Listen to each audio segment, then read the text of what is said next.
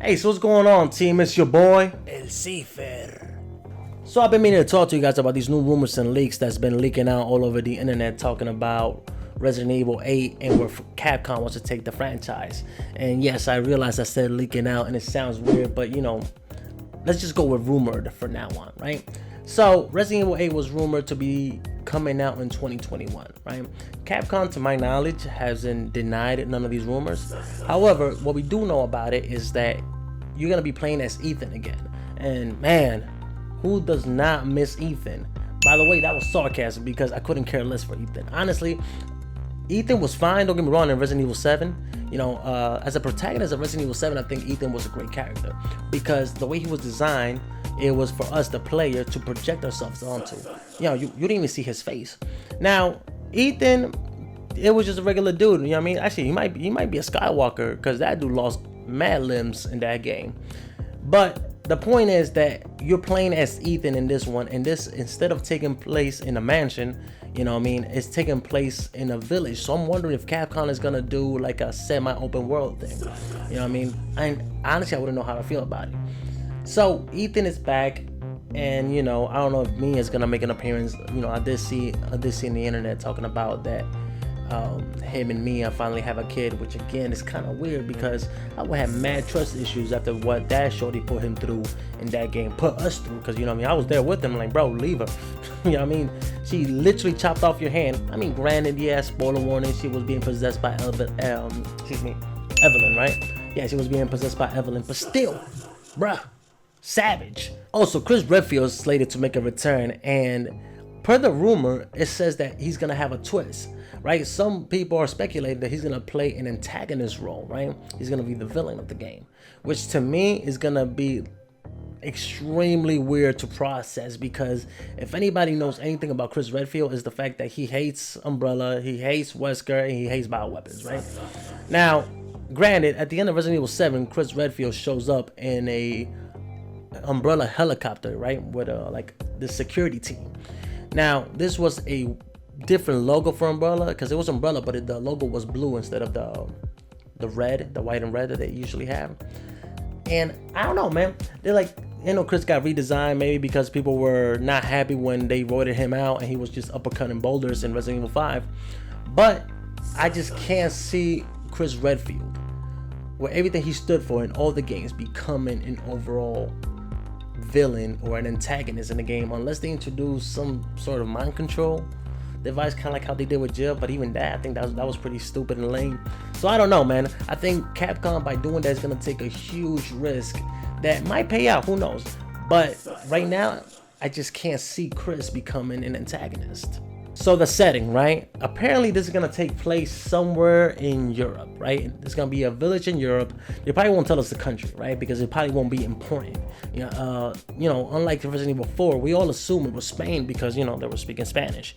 So I don't know, if you hear Italian or, you know, French, you'll be like, okay, I guess we're in France, I guess we're in Italy.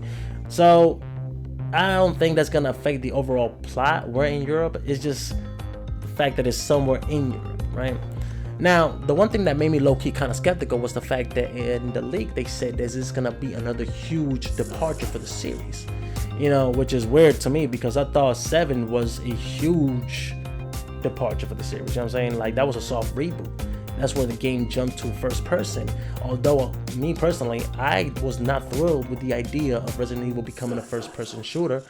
But, you know, after playing, you know, 7 and, you know, feeling so claustrophobic in those, you know, very small hallways in the Baker estate, honestly, you know, had me low-key kind of scared. You know, I mean, I was playing with the lights on, you know, had my mom on speed dial just in case. It was thrilling. So the only thing is that this is going to take place in a village, right?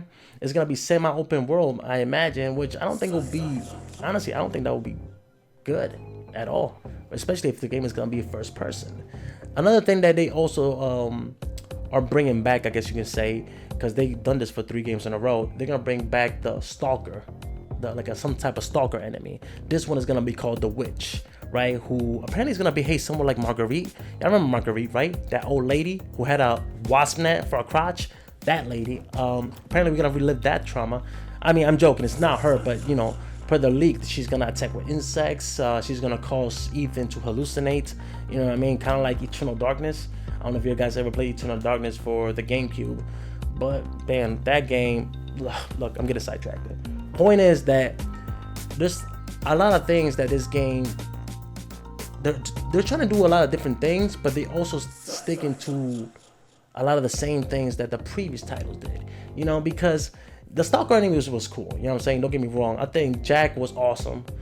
Mr. X was amazing. Nemesis, flawless. You know what I'm saying? No, actually, I want to say flawless. That's actually a little. I'm biased because I love Nemesis. But if they do that one too many times, I feel it's gonna get stale. You know what I mean? Now the new mechanics. You know what I mean? I don't know how this. I don't know if you're gonna have like a sanity meter or whatever the case may be, like, or these hallucinations gonna be like scripted events, which will be awesome. You know what I mean? Either way, but I don't know how they will fit in the overall Resident Evil narrative, because Resident Evil's never been a game that will dive into the supernatural. You know what I'm saying? Resident Evil's always been explained through science, even though the original concept, I believe, for Resident Evil 4 was supposed to be of a supernatural theme, where Leon was getting chased by one enemy, which I think they were calling Hookman. It was basically Candyman. And I remember playing the demo for Resident Evil 7, I think it was called Beginning Hours. You know what I mean? Where you see like random ghosts pop in, which was terrifying. You know what I mean? But obviously none of those things ever made it to the main games. So I know Capcom has been trying or been wanting to try their hand with something more supernatural, but I don't know how that will fit in the overall theme that Resident Evil has cultivated for itself. So I'm really on the fence. If these rumors are true, then I don't know. I think Capcom might have the work cut out for them, if I'm being honest. So another thing that was confirmed was that they were gonna remake Resident Evil 4. And I honestly 100% believe that will be a mistake. Because Resident Evil 4 is a masterpiece and should be left alone. If anything, just port it over. You know what I'm saying? Which I think they already ported it for the PlayStation 4, if I'm not mistaken. But Resident Evil 4 should remain untouched. Because, look, the only negative I could think of that they should take out Resident Evil was the whole purpose of Resident Evil 4, which was the escort missions with Ashley, right? Because I hated Ashley. She was useless. But, I mean, that was the whole purpose of the game. You know what I mean? Leon went to Spain to go save Ashley, you know?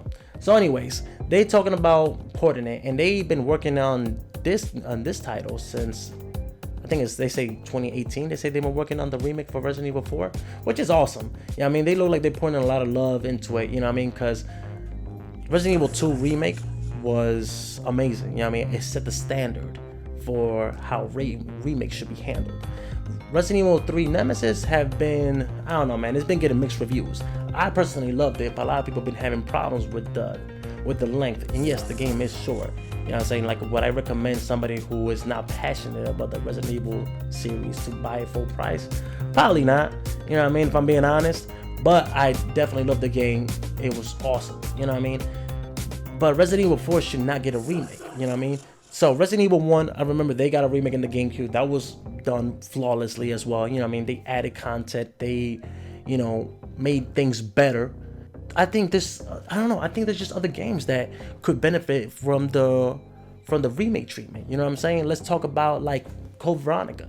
Code Veronica is one of the most underrated Resident Evil games, and I feel like they should focus their time on Code Veronica, because Code Veronica, one, you get to play as Claire and Chris, and we finally go into more depth in Claire's story, or her personality, how she became such a badass character. Because Claire is a badass, 100%. I think more so than her brother, if I'm being honest.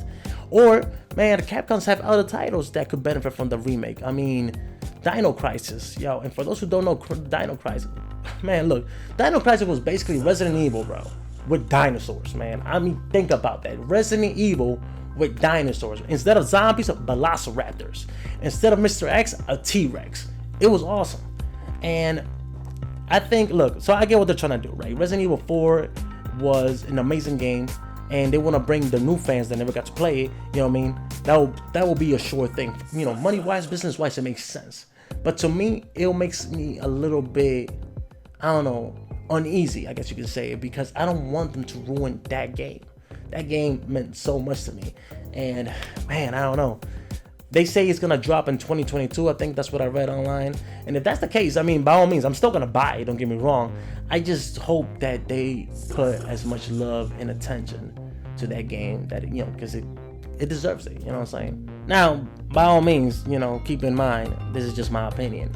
As more informations get fed to me or to us, right? I should say. You know what I mean? I'll be updating my opinion. It probably won't stay the same as I get more updates of the game. You know what I mean? One day I might say it's horrible. One day I might say, oh my God, this is amazing.